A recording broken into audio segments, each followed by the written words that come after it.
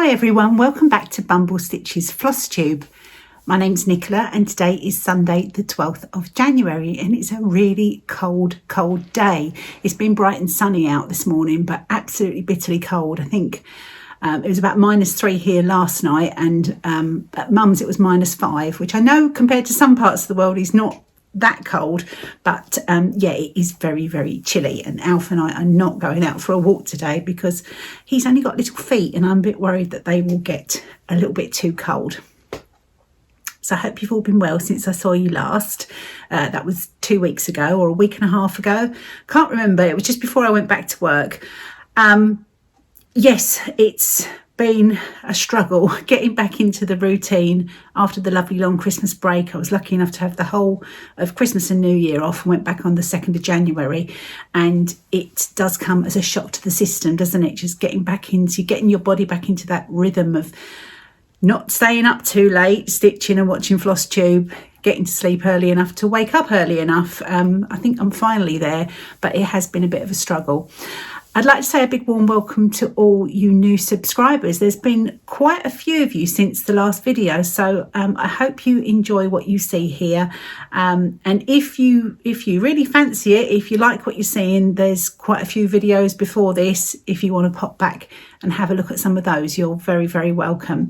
I've had comments before when I'm wearing a top. Someone's said I've struggled to see what was on your top, so I'm just going to show you. This actually says Paris 1998 on it, so yeah, because sometimes I'm the same. If you can just see the hint of someone's top, you just sort of wonder what that says. So anyway, that is all by the by.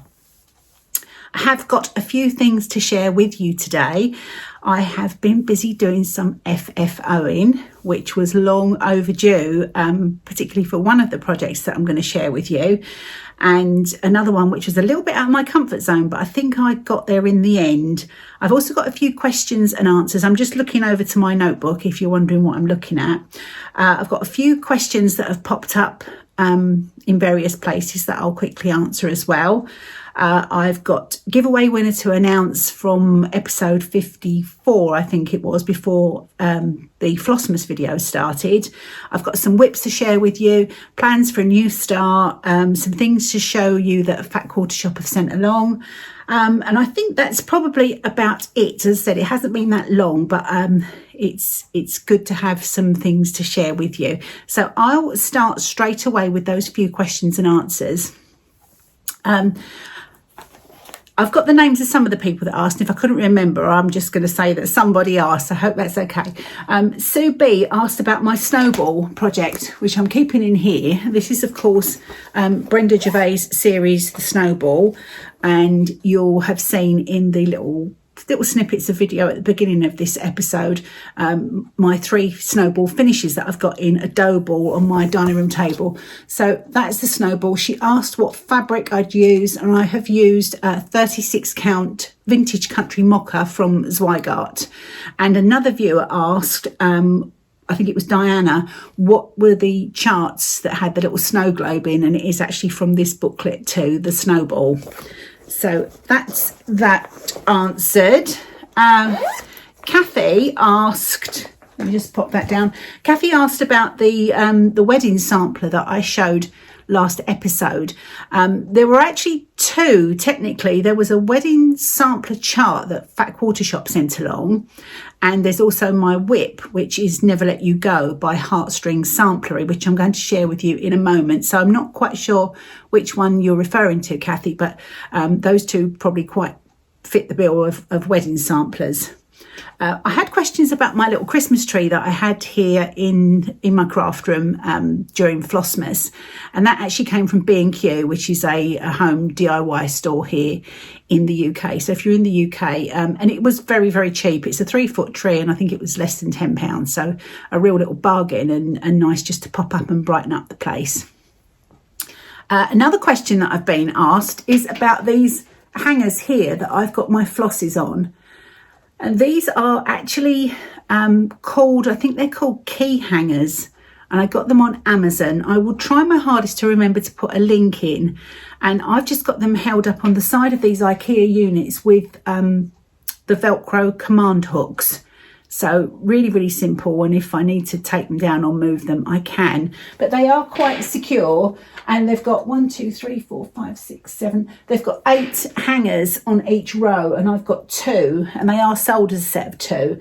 I've got 2 layered up there. So I've got all my DMC on the top row and my other flosses on the bottom row. So I would highly recommend those. I struggled for a very long time with storing my floss and what was the best way to do it. And they were really, really cheap. I think, again, around about £10, and they are perfect for the job. The final question that I wanted to quickly answer is about this on the wall here. This is a series of 12 cross-stitch charts from Laurie Holt, and they are the Prim Stitch series. I can't show you the charts because I did give them away as a giveaway when I'd completed mine. But yeah, 12 parts. It was done as a year-long stitch-along from Fat Quarter Shop.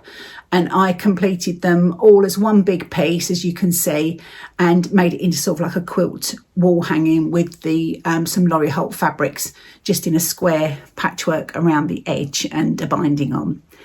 So I think that's all the questions. Somebody did ask me what colour flosses Paula had used when she stitched my Christmas nettle, and I forgot to ask her, so I will try and remember to ask Paula if she wouldn't mind sharing the colours that she used for nettle. And when I've looked at her a bit closer, I think there's some of the Whisper, the gallery threads, is it? Whisper thread, you know, the sort of fluffy Whisper thread. There's some of that in there as well, so it's really, really pretty. Excuse me, I might have a little bit of a sniffle going on at the moment.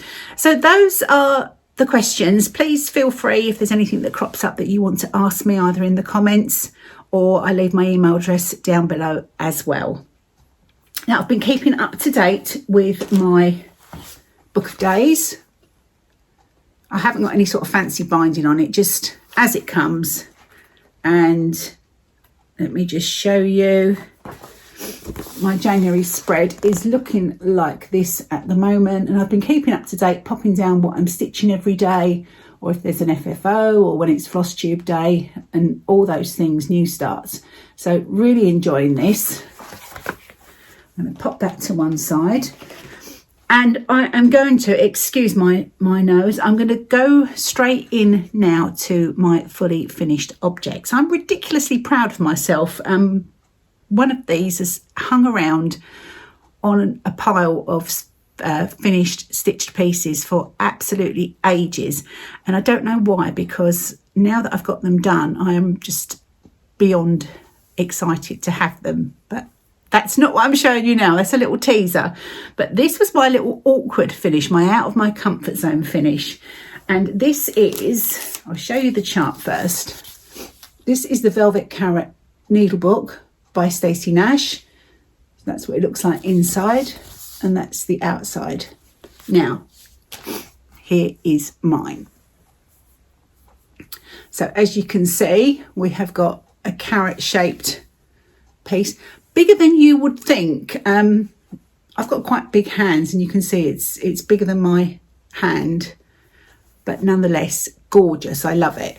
This is the back, the little carroty leafy fronds there, and I've used some seam binding to hold it together, and the little tufts, these are meant to represent the little sort of hairy roots at the bottom of the carrot. And when I open it up and show you inside, you'll see here is the completed needlebook. So this was stitched on a 40 count. I think it was fibre on a whim. I can't remember the colourway, I do apologise. And this is some French General fabric, which you're also going to see a bit more of in a moment. Now, it's quite different from the fabric that Stacey used inside hers, which is much more orangey.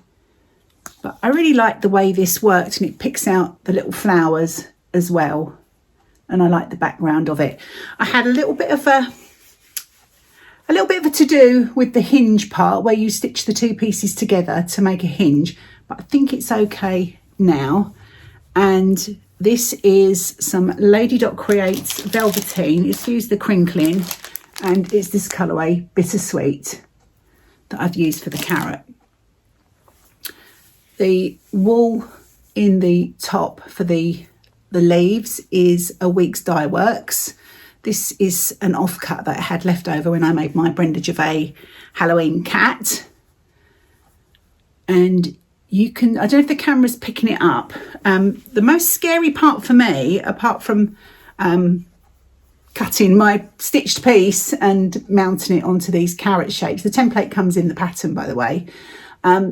Yeah, the most nerve-wracking part for me was Stacey has you, if I can show you on this image here, I don't know if you can see that. The velvet is quite sort of roughed up, and it's meant to replicate sort of like the ridges on the carrot so that it looks more lifelike. And mine was all perfectly smooth and lovely, and I said to Justin, oh, you're meant to rough it up. I don't know if you can see that there is some texture on there. And I was very nervous about doing it because I thought, oh, if it goes wrong, you can see it much more actually in real life rather than in the camera. I actually used my rotary cutter. She suggests using the flat edge of your scissors, the sharp edge, and sort of pushing into the pile of the velvet just to remove some of the little tufts to give that texture. But I got my rotary cutter and just got the blade out and just did the same sort of action, and I felt like I could control that a little bit better. Of course, it shed a ton of little velvety fibres, but I think certainly in real life I'm happy with the finish. Excuse me. So yeah, that's my FFO of the Stacey Nash Velvet Carrot Needlebook, and that was obviously on 40 count linen, if I didn't mention it, which was my first 40 count project. Again, that was a bit of a learning curve too. So it was lovely to get that one done. I think there's also a parsnip in the series and an orange or nectarine or something like that. So what I would say is give it a go. There was points during that FFO in that I thought, this is a disaster. It's never going to look any good. I've totally messed up my stitching. It's a mess. It's horrible. But I just sort of trusted the process. The instructions are really, really good within the chart. I did look on, searched YouTube to see if anyone had done one and done a tutorial, but they hadn't. And afterwards I thought it probably would have been helpful if I'd sort of done a bit of a video while I was finishing, but I was in such a state of disarray doing it, it wouldn't have been very helpful. I don't think there was actually stuff everywhere, but I got there in the end. The next FFO that I did is actually a 6-part FFO, and it is the Keeper of the Pins Pincushion series from this booklet by With Thy Needle and Thread. I have had these stitched for quite some time. Months, in fact. I stitched them all on one piece of linen, which I'm really embarrassed to say I cannot remember what linen it was. I think it was one of Paula's from Eva Faith. But let me share with you, I've got them all in the dough bowl with a couple of extra friends, but here they are. So you can see obviously Nettle is an extra friend, and so is the mice in the sewing room. But all the other little pillows are the new ones that I have finished up since I saw you last. They don't have any rickrack trim on them yet. I have some rickrack trim that's perfect, but I've misplaced it and I can't find it anywhere. So I thought I would share them with you anyway. And I've just popped a couple of tomato pincushions in there, a couple of reels of vintage thread and a bobbin, just to sort of fill the bowl out a little bit more. And I am just so happy with how these have turned out. Let me share them all with you individually so that you can see. I'm going to start off with this little one here. And these have all got the seed beads on as well. And they're all backed with the same fabric. It's the same fabric as inside the Carrot Needle book. This is a French General fabric. But I thought the shade of red and the colour of the background was perfect for these little smalls. So that's the tomatoes on the spool. The next one is the alphabet.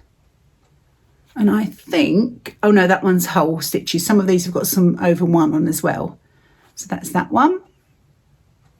I've stuffed them with a combination of ground walnut shells and polyfill. So they've got a bit of a mixture. This is our lovely Queen of the Needle, or Dame of the Needle. That's a tiny little one. Some of the larger ones now. This one, My Soul is Fed with Needle and Thread. And this one has the little strawberry hanging off the tomato is an over one. And the Sewing Bird, my favourite one, this one. And I love the satin stitch on his wing and all the little pinheads as well. Super pretty. And oh, nearly dropped that one on the floor. And the final one, this one doesn't have a lot of stitching at all. It has one little bit of stitching of the tomato, a little bit of over one for the strawberry, and then you just sew on some buttons from your stash to complete this one. And I think this has actually ended up being, well, the Sewing Bird is, but I love this one. Really, really love it. It's so simple.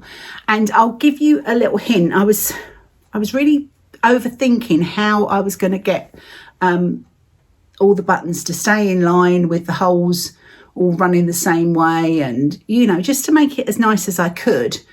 So I laid the linen out. I put the interfacing on the back so that the buttons would have a more sturdy base to be sewn to, and I held them in place with a little bit of Aileen's tacky glue. So I sort of just a tiny dab, glued each button down onto the linen first, wait for that to dry, and then sewed them on so they all stayed in place, and it made it really, really simple.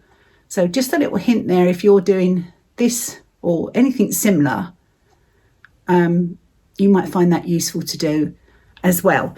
So those are my Keeper of the Pins pin cushions. I'll give you one last little look at those. And when I do find the rec rack, I may or may not trim all of them. I may just trim perhaps the larger ones, leave the smaller ones. But yes, so the search is on now for some more tomatoes. They do actually, just a thought that I had, they do sell, these are the little, just the little regular ones that you can buy new. They do sell mini ones of these on Amazon. I think they're 10 to a pack, made by Dritz. And I had some crazy idea that I could buy a pack of those and perhaps tea dye them just to give them an age look. I don't know how they would come out, but that's an idea I've got. And I do have this one, which was sent to me by a lovely viewer, which is a vintage one.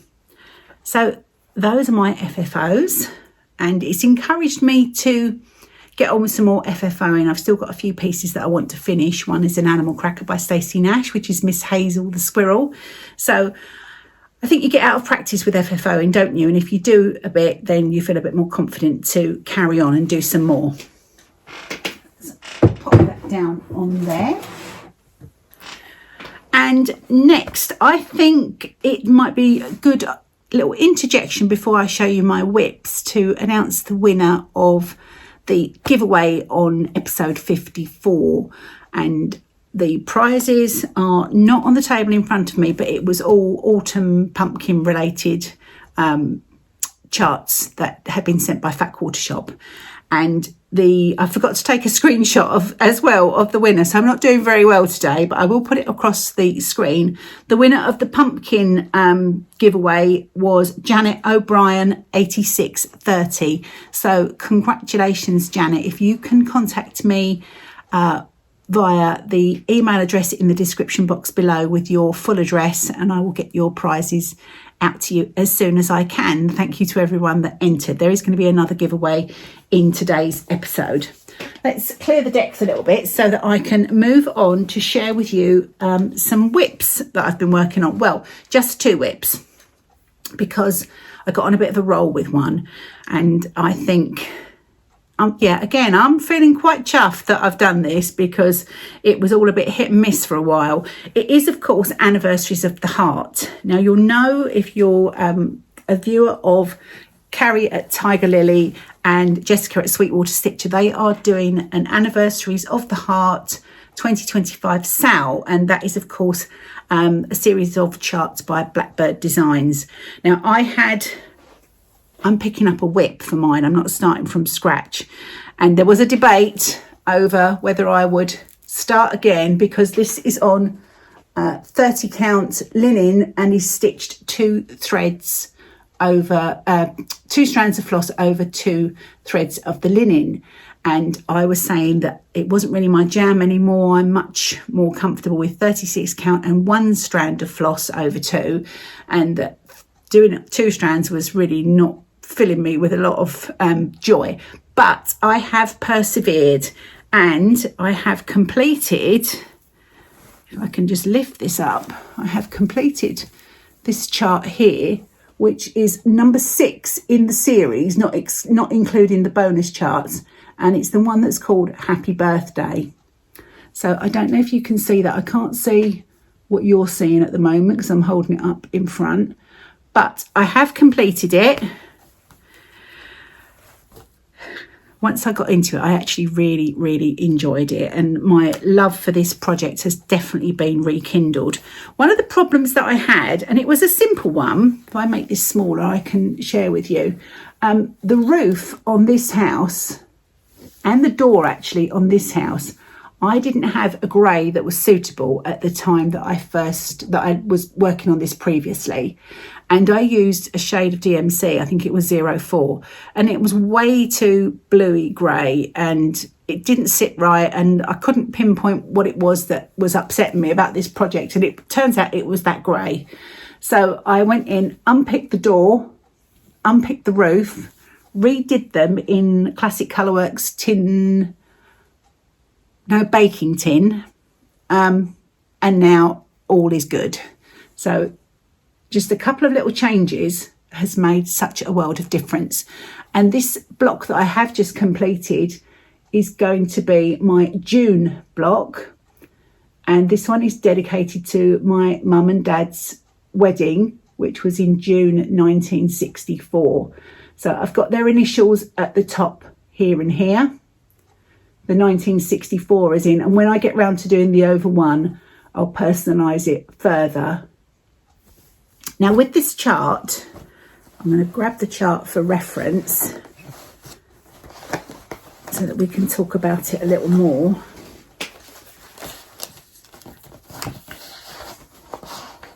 Excuse me while I just sort out all the charts and things. With this chart, you'll see the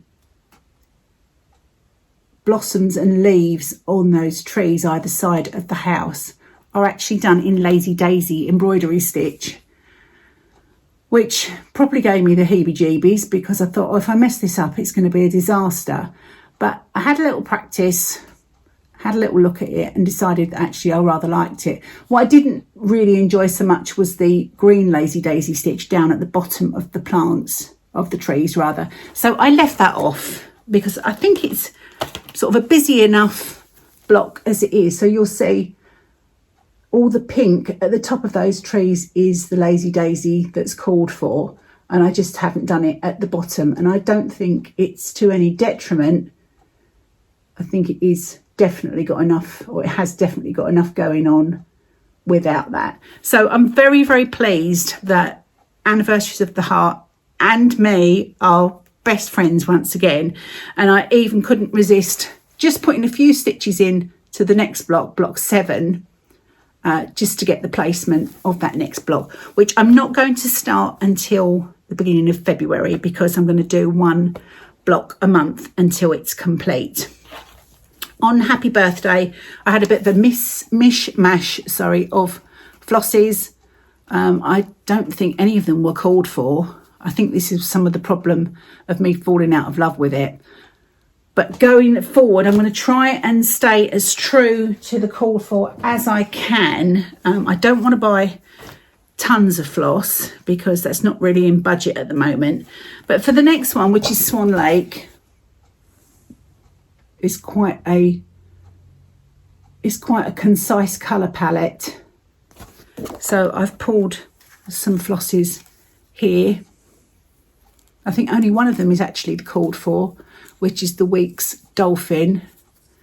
38.65 is suggested as an alternative for the actual swans' bodies, which I thought might be a little bit bright, but you know, if that's what's charted, then I think that's going to be fine, and I think it will really stand out nicely on the linen. So that will be the next one. And then of course, me being me, got totally carried away, and I'm already starting to pull flosses for the next one, which I will do in March, which is Clara Ellen. And this is such a sweet one. And so far I've just got some of the classic Colourworks that I do have in stash. So I think I need to buy about 5 flosses for this, which I can live with that. That's not too bad at all. So it's lovely to be back in the game with Anniversaries of the Heart. It's going to go away, as I said, until the beginning of February. But I'll just give you one quick show again of where we are.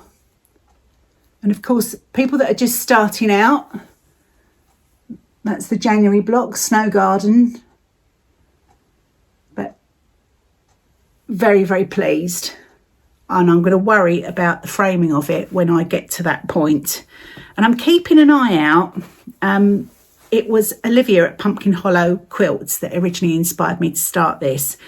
And I did rewatch her video where she goes through each of her blocks on hers, tells you about who they're dedicated to, shows you in more detail. And I think that also sort of reinvigorated me with this stitch.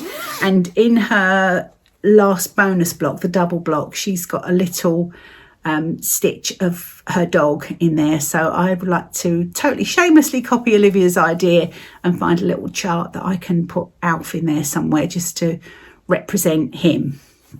So I shall keep my eyes open for that. I've just dropped some floss on the floor, so excuse me while I grab that. The next whip, and I think this might be the one that Kathy was referring to as the wedding sampler, is Heartstring Samplery Never Let You Go. And this is the one that I'm doing. It's got a bit of sparkle on it that's come from somewhere. This is the one that I'm doing as an wedding anniversary stitch for Justin. And I have actually put a little bit on this since we last spoke. I've run out of picnic basket, which is the brown for the border and the lines that go across, so I need to get some more of that. But I've added this section here, done a tiny bit of the over one, and this little guy here, this little Cupid or angel that has got no wings yet, but they're coming. At the moment he's just got his arms, and he's got no lips either. So, but really, again, really enjoying picking up some of these old whips.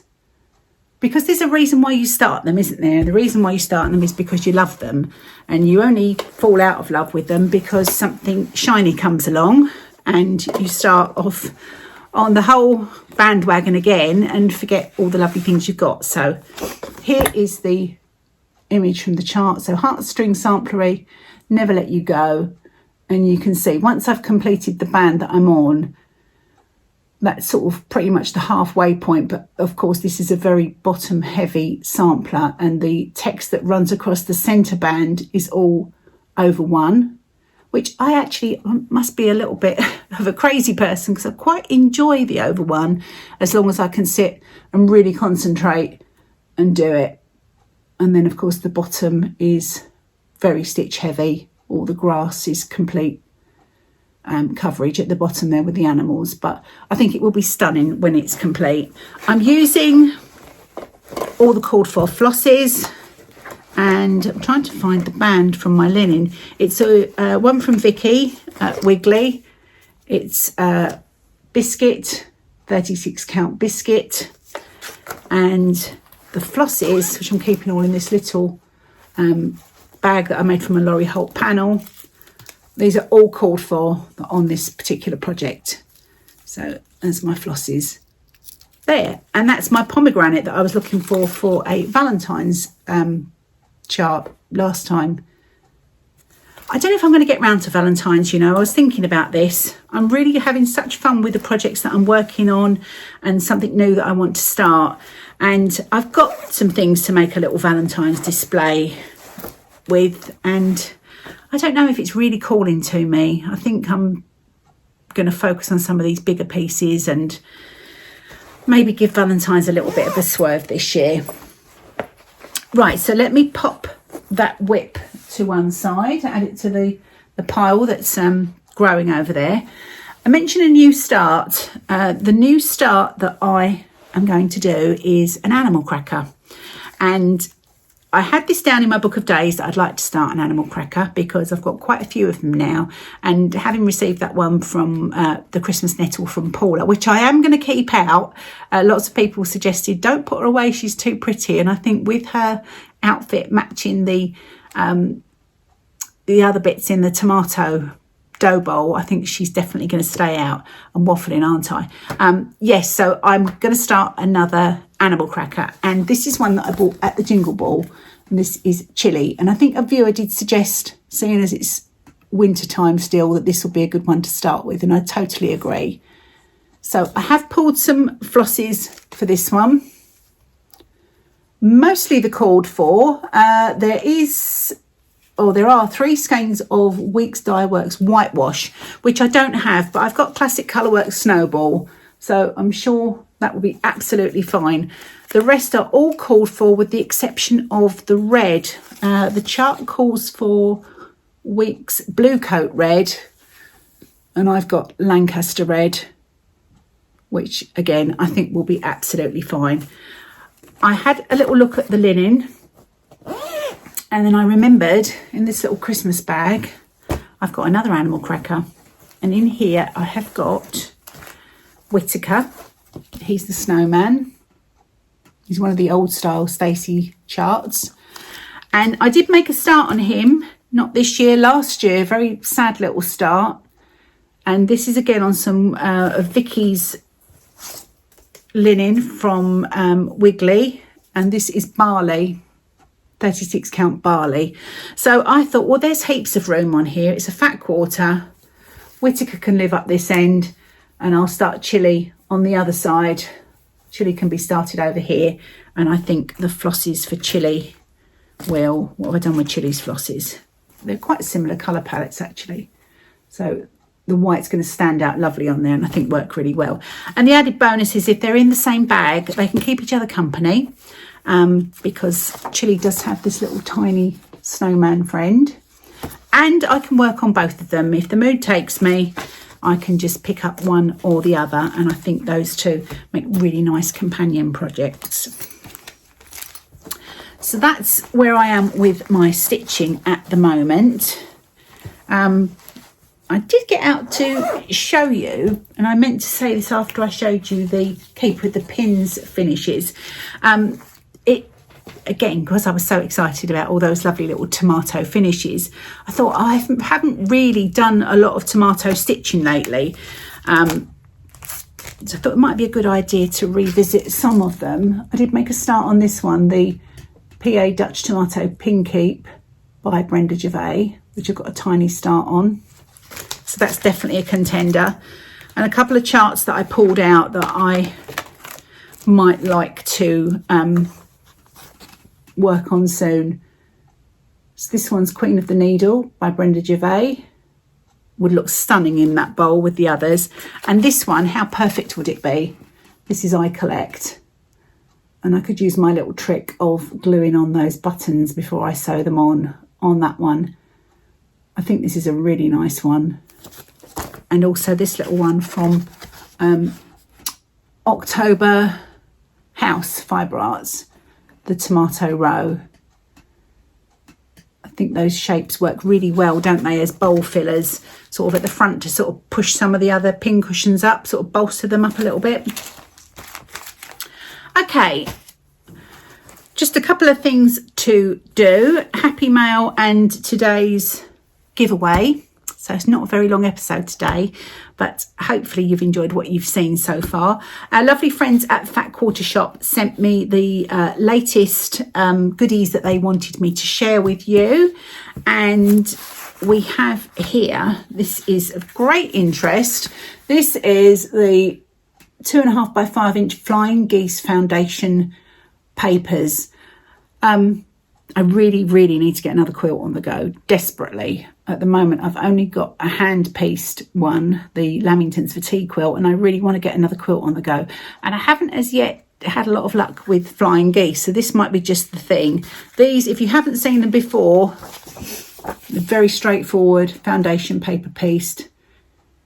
And there's lots of videos on the Fat Quarter Shop YouTube channel that can that give you excellent directions of how to do them. The next 3 items are all cross-stitch charts. The mini Simply Signs,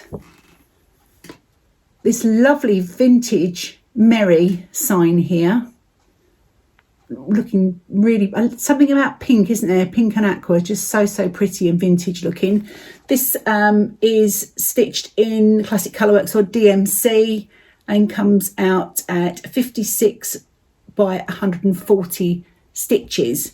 So on a 28 count Lugana, it's 4 by 10, so a really sweet little size. The next one, staying with Christmas. I know it's January, but you know, it takes a while for stuff to reach me here in the UK. It's December's Shelf Life. And there he is. It's Santa in the jar with his prezzies in the Christmas tree. Super cute. Again, I think they list all Classic Colourworks or DMC on those. And finally, Stitch Card set number or set W from Laurie Holt, Be In My Bonnet. And this one's got the chapel, the prezzies, a quilt block and Noel. And these are all interchangeable for so many projects. I'm sure you're all familiar with the Stitch Card series. So for today, I'd like to offer as a giveaway, so not really seasonal, but hey, we can get a head start on next year. And as I said, I'm keeping Christmas alive all year this year. I'm going to carry on working a little bit each month on a Christmas project, or you know, winter or Christmas, so there's something lovely for next year.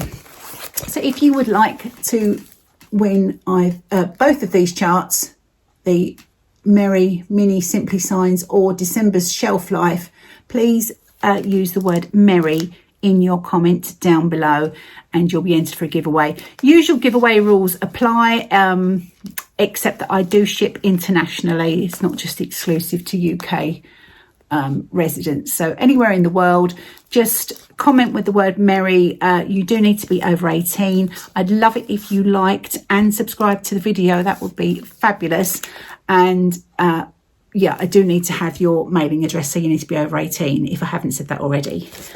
So I think that has covered this little update. I shall be back on, I've written it in my book of days, let me tell you what day that will be. That will be Sunday the 26th of January. I'll be back to share my progress on Chile and see what else I've been up to. And in the meantime, I hope you all have lots of fun, stitchy time and take care of yourselves. Bye.